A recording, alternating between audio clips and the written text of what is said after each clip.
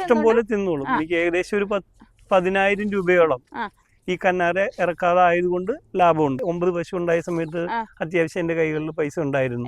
ആ സമയത്ത് വലിയ പശു ഇത്തരം പശുക്കൾ തന്നെ വേപ്പെണ്ണയും വെളിച്ചെണ്ണയും 50-50% മിക്സ് ചെയ്തിട്ട് കൊടുക്കാറുണ്ട്. അതെന്ത് രോഗത്തിന് വേണ്ടി? അവറ്റകളുടെ ഇന്ന് നമ്മൾ കാണാൻ പോകുന്ന അങ്കമാലി തുറവൂരുള്ള ബാബുചേട്ടന്റെ പശു വളർത്തലാട്ടോ. ഇടയ്ക്ക് അദ്ദേഹത്തിന് ഒരു ആക്സിഡന്റ് ഉണ്ടായി, എന്നിട്ടും അദ്ദേഹം ഇപ്പൊ പശു വളർത്തുന്നുണ്ട്. അദ്ദേഹത്തിന് ഒരു 10ഓളം അവാർഡുകൾ ലഭിച്ചിട്ടുണ്ട്. അതുകൊണ്ട് തന്നെ ഇദ്ദേഹത്തിന് പശു വളർത്തൽ മേഖല നല്ല അറിവുകളുണ്ട്. അപ്പൊ ഇന്നത്തെ വീഡിയോയിലൂടെ നമ്മൾ കാണാൻ പോകുന്നത് ഇദ്ദേഹത്തിന്റെ പശു വളർത്തലാട്ടോ. അപ്പൊ ഇതാട്ടോ ബാബുചേട്ടൻ. ബാബുചേട്ടാ നമസ്കാരം. നമസ്കാരം. ആദ്യം തന്നെ ചേട്ടന്റെ പശുക്കളെ ഒന്ന് പരിചയപ്പെടണം. അപ്പൊ ചേട്ടന്റെ പശുക്കൾ ഇതാട്ടോ. ഇപ്പൊ എത്ര പശുക്കളുണ്ട് ചേട്ടാ? 5 പശുക്കളുണ്ട്. ഇതെല്ലാം ജേഴ്സി ഇതിലല്ലേ? ജേഴ്സി. ഈ ഒരു പശു ഇപ്പൊ എത്രാമത്തെ പശു? ഇത് മൂന്നാമത്തെ. ഇപ്പൊ കറക്കുന്നുണ്ടോ? കറവയുണ്ട്. പ്രസവിച്ചിട്ട് ഏകദേശം 5 മാസമായി. എത്ര ലിറ്റർ പാലൊക്കെ ഉണ്ട് ഇപ്പൊ? ഒരു 7 ലിറ്ററോളം പാൽ ഇപ്പൊ ഉണ്ട്. ഓക്കെ. അപ്പൊ അപ്പുറത്തെയോ? അവിടെ ഒരു പശു ഇപ്പൊ ഉണ്ട്. ഇതിപ്പോ എത്ര? ഇത് ഞാൻ വാങ്ങിയത് തന്നെയാണ്. പ്രസവിച്ചിട്ട് ഏകദേശം 6 മാസമായിട്ടുണ്ട്. ഇപ്പോഴും കറവയുണ്ട്. അപ്പൊ എത്ര ലിറ്റർ പാലൊക്കെ ഉണ്ട്? ഇപ്പോഴും 5-6 ലിറ്ററോളം ഉണ്ട്. അതെ അല്ലേ? 3 മാസം ചെനയായിട്ടുണ്ട്. അവർക്ക് 2 പേർക്കും ചെനയായിട്ടുണ്ട്. അതെ, ഇത് കൊമ്പില്ലല്ലോ, ഊരിപ്പോയതാണോ? അത് ഊരിപ്പൊടിച്ച് തന്നെ എന്തെങ്കിലും ചെയ്തോ? ഒന്നുമില്ല, തന്നെ വെറുതെ അതിന്റെ പോള പോലുള്ള സാധനം ഊരിപ്പോയതാ. അപ്പൊ സാധാരണ ഇപ്പൊ ഇങ്ങനെ ഊരി പോകുമ്പോ അങ്ങനെ യാതൊന്നും കുഴപ്പങ്ങളുണ്ടായില്ല. കേട്ടിട്ടുണ്ട്, അതാ ഞാൻ ചോദിച്ചത്. ഇതില്ല, അങ്ങനത്തെ പ്രശ്നങ്ങളില്ല. അപ്പൊ അതെ, ഈ ഇവിടെ ഒരു പശു നിൽപ്പുണ്ട്. ഇതിപ്പോ എത്ര മാസമായിട്ടുണ്ട്? ഇപ്പൊ പ്രസവിച്ചിട്ട് 3 മാസമായിട്ടുണ്ട്. എത്ര ലിറ്റർ പാലുണ്ട്? 9 ലിറ്റർ പാല്. അപ്പുറം നിൽപ്പുണ്ട്. അതും പ്രസവിച്ചിട്ട് 2.5 മാസമായിട്ടുണ്ട്. അപ്പൊ ഒരു 6 ലിറ്ററോളം പാലുണ്ട്. ഓക്കെ. ഈ പശുക്കളൊക്കെ ഇവിടെ ഉണ്ടായതാണോ? ഇല്ല, ഞാൻ വാങ്ങിയതാണ്. പക്ഷെ ഇവിടെ ഒരു കുട്ടികളൊന്നും കാണാനില്ലല്ലോ. കുട്ടികൾ വീട്ടിലാണ്. 2 പേരുണ്ട്. 2 കുട്ടികളുണ്ട്. 2 കുട്ടികളില്ല. അത് ഞാൻ കൊടുത്തായിരുന്നു. അതല്ലേ. ഇപ്പൊ നമ്മളൊരു പറമ്പിലാണ് നിൽക്കണം. പറമ്പിലാണ് നമ്മൾ വീഡിയോ ഷൂട്ട് ചെയ്യുന്നത്. ചേട്ടൻ അപ്പൊ എത്ര പശുക്കൾ വരെ വളർത്തിയിരുന്നു? 9 പശു ഉണ്ടായിരുന്നു. ജൂലൈ 1-ാം തീയതി എനിക്കൊരു ആക്സിഡന്റ് ഉണ്ടായി. ഞാനൊരു വീഴ്ചയില് നട്ടെല്ലിന് ഫ്രാക്ചർ ഉണ്ട്. അതിനുശേഷം ഞാൻ 5 എണ്ണത്തെ കൊടുത്തു. ഇപ്പൊ എനിക്ക് 4 എണ്ണം ഉണ്ട്. അതിനുശേഷം ഞാനൊരു ചെറുതിനെ വേറെ വാങ്ങിയത്. അങ്ങനെ 5 എണ്ണം ഉണ്ട്. അപ്പൊ ചേട്ടാ ഇപ്പൊ എങ്ങനെ ഇതിൽ പിന്നെ കാര്യങ്ങളൊക്കെ എങ്ങനെ നടക്കണ? കറവയെല്ലാം ആള് വന്ന് കറക്കും, പാല് ഞാൻ കൊണ്ടു കൊടുക്കും. പിന്നെ ഇവിടെ പറമ്പിൽ കൊണ്ടാക്കുന്നതുകൊണ്ട് വേറെ പ്രത്യേകിച്ച് കാര്യങ്ങളൊന്നും ചെയ്യാനില്ല. രാവിലെ എഴുന്നിട്ട് മിസ്സസ് കുളിപ്പിക്കും, കാര്യങ്ങൾ ചെയ്തു. ചേച്ചിയും കൂടെ സപ്പോർട്ട് ഉണ്ടല്ലേ? ജീവനാടിയാണ് ഇപ്പൊ ആള്. അതെല്ലേ. ഒറ്റയ്ക്ക് എന്തായാലും ഈ ഒരു പശു വളർത്തല് ചെയ്യാൻ പറ്റിയല്ല. ഒരാളും കൂടി ഉണ്ടെങ്കിൽ നമുക്ക് അത്യാവശ്യം കാര്യങ്ങളൊക്കെ ചെയ്തു നല്ല നിലയിൽ നല്ല ഫാമായി വന്നതായിരുന്നു. ആക്സിഡന്റ് ആണ് ഇതിന്റെ കാരണം ഇങ്ങനെ കുറയാനും. ഇനിയിപ്പോ എനിക്ക് കൺട്രോൾ ചെയ്യാൻ പറ്റും. 1-ാം തീയതി മുതൽ ഞാൻ കറക്കാൻ തീരുമാനിച്ചിട്ടുണ്ട്. സ്വന്തമായിട്ട് ചെയ്യണം. അല്ലെങ്കിൽ ഇതിൽ നിന്ന് പ്രോഫിറ്റ് ഒന്നും ഉണ്ടാകില്ല. കാരണം എന്താ വെച്ചാൽ കറവക്കാരുടെ പൈസയും മറ്റു ചെലവുകളും. പിന്നെ എന്നെ സംബന്ധിച്ചിട്ട് എനിക്ക് ഇപ്പൊ ഈ പറമ്പുള്ളത് കൊണ്ട്, കൃഷ്ണ പറമ്പുള്ളത് വേറെ ചെലവുകളില്ല. തീറ്റ മാത്രം കൊടുത്താൽ മതി. ബാക്കി രാവിലെ കൊണ്ടാക്കും, വൈകിട്ട് തിരിച്ചു കൊണ്ടുപോകും. അങ്ങനെ ചെയ്യാം. അപ്പൊ പശു വളർത്ത തുടങ്ങിയിട്ട് എത്ര നാളായി? ഏകദേശം ഒരു 15 വർഷത്തോളായിട്ടുണ്ട്. 15 വർഷത്തോളായിട്ടുണ്ട്. അതിന് മുന്നേക്ക് എന്തെങ്കിലും ഞാൻ ഡിഗ്രി കഴിഞ്ഞ സമയത്ത് എന്റെ മനസ്സിലുള്ള ഒരു ആഗ്രഹമായിരുന്നു ഒരു ഫാം എന്നുള്ളത്. അങ്ങനെ ഞാൻ തുടങ്ങി ചെറുതായിട്ട്. അതിനുശേഷം എനിക്ക് ഗൾഫിലേക്ക് റിക്രൂട്ടിംഗ് പരിപാടികളുണ്ട്. അതിനോടൊപ്പം തന്നെ ഞാൻ ഇത് മാനേജ് ചെയ്തു നല്ല നിലയ്ക്ക്. എന്റെ ഇപ്പോഴും മനസ്സിൽ സ്വപ്നങ്ങളുണ്ട്. പശു അല്ലെങ്കിൽ ആടുകള്. എനിക്ക് 37 ആട് വരെ എന്റെ വീട്ടിലുണ്ടായിരുന്നു. 37 ആട് വരെയോ? അതിനുശേഷം ഞാനത് കൊറോണ സീസണിൽ ഒഴിവാക്കേണ്ടി വന്നു. അങ്ങനെ ഒഴിവാക്കി. അപ്പൊ ഒട്ടുമിക്ക കൃഷികളുണ്ടായിരുന്നു. എല്ലാം. ഞാൻ തുറവൂർ പഞ്ചായത്തിലെ മികച്ച ജൈവ കർഷകനാണ്. എനിക്ക് പഞ്ചായത്തിൽ നിന്നും ബ്ലോക്കിൽ നിന്നും 10 അവാർഡ് കിട്ടിയിട്ടുണ്ട്. ഇപ്പോഴും കൃഷി എന്റെ ഒരു ഹരമാണ്. കാരണം ഈ ഒരു ഏരിയ എന്ന് വെച്ചാല് കൃഷിയിടങ്ങൾ കൂടുതലുള്ള സ്ഥലമാണ് അല്ലെ? അപ്പനായിട്ട് തുടങ്ങിയല്ലേ? പൂർവികരായിട്ട് ഞങ്ങൾ കൃഷിക്കാരാണ്. ചേട്ടന്മാരും എല്ലാവരും കൃഷിയുണ്ട്. അതിൽ മെയിൻലി ഇപ്പൊ മെയിൻ കൊണ്ടു നടക്കുന്നത് ഞാൻ മാത്രം, ചേട്ടൻ മാത്രമേ ഉള്ളൂ. അപ്പൊ നമ്മുടെ പശുക്കൾക്ക് എന്തൊക്കെ തീറ്റ കൊടുക്കണേ?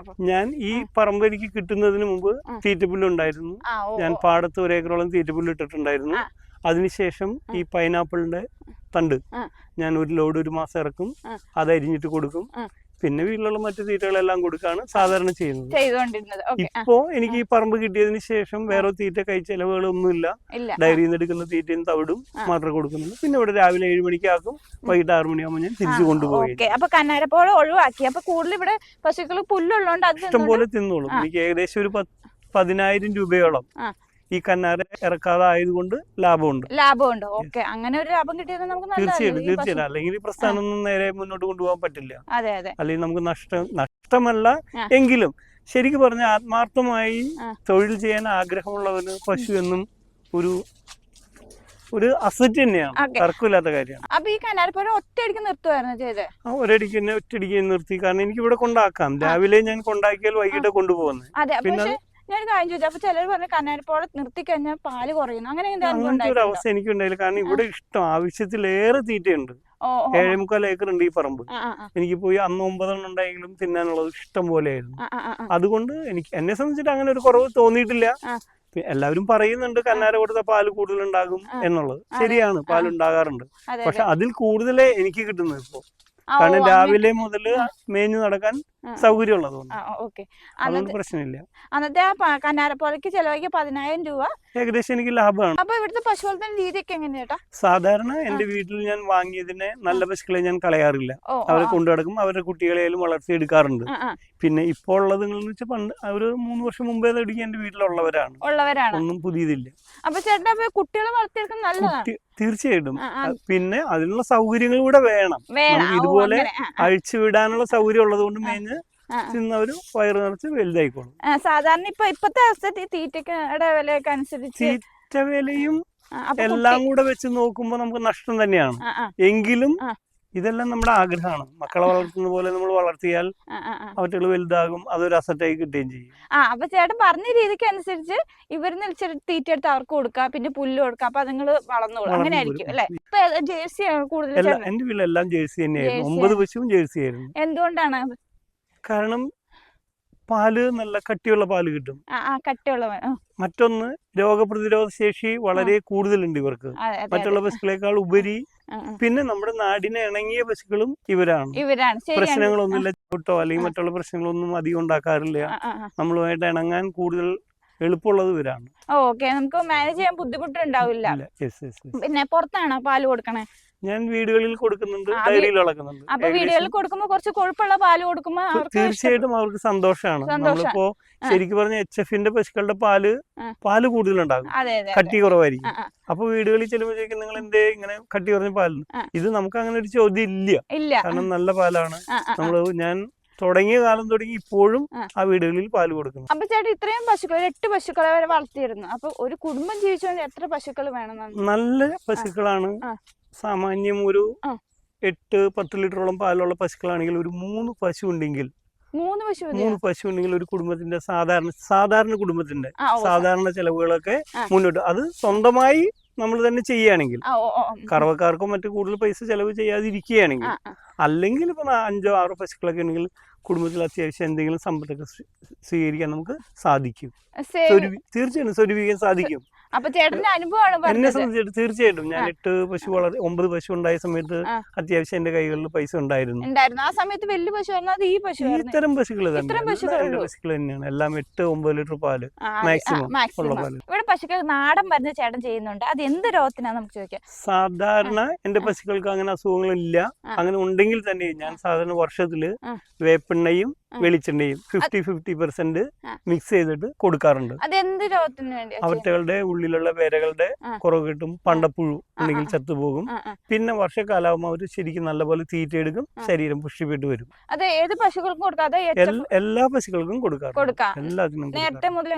പിന്നെ കുട്ടികൾക്കാണെങ്കിൽ മീനെണ്ണ കൊടുക്കാറുണ്ട്. ഞാൻ സ്വയം എന്റെ വീട്ടിൽ ഉണ്ടാക്കിയിട്ടുണ്ട്, അത് കൊടുക്കാം. സാധാരണ ഞാൻ ഫിഷ് അമിനോ ആസിഡ് എന്റെ കൃഷിക്ക് വേണ്ടി ഞാൻ ഉണ്ടാക്കിയിട്ടുണ്ട്. ഏകദേശം ഒരു 10-50 ലിറ്റർ ഞാൻ ഉണ്ടാക്കി വെച്ചിട്ടുണ്ട്.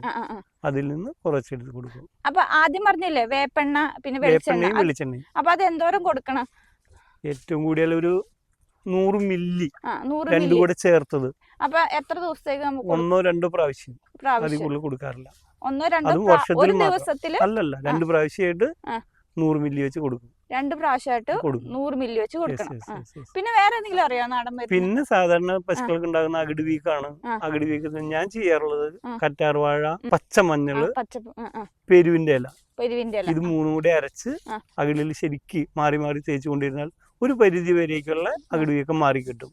ഈ അകിട് വീക്കം പലതരത്തിലുണ്ടല്ലോ, അതിൽ സ്റ്റാർട്ടിങ്ങിനുള്ളതാണോ? സ്റ്റാർട്ടിംഗ് പൊസിഷനിൽ ഇത് പെരട്ടി കഴിഞ്ഞാൽ മാറിക്കോളും. സാധാരണ പശു പ്രസവിച്ചാൽ ഉടനെ ഇത് പെരട്ടി തുടങ്ങാറുണ്ട്.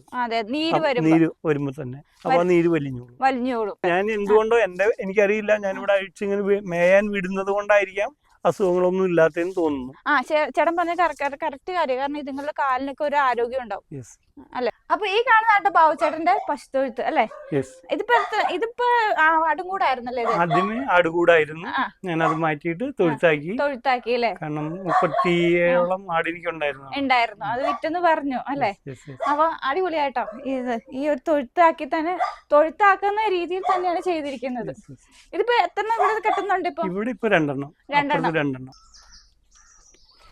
ചേട്ടാ ഈ കനാല് ഏത് കനാലാ? ഇടമലയാർ അല്ലേ? കുറച്ച് നല്ല സാറില്ല കൺമണി പേരൊക്കെ ഇട്ടിട്ടുണ്ടാ? ചേട്ടന്റെ പശു ഇവിടുത്തെ നാടൻ പശുവാണ്, വെച്ചൂരാണ്. ഇതിപ്പോ കൊണ്ടിട്ട് ഒരുപാട് നാളായോ? 2 മാസമായുള്ളൂ. എത്ര ചെനയാണോ? ചെന ഈ ദിവസങ്ങളിൽ പ്രസവിക്കൂലേ? ഓക്കെ.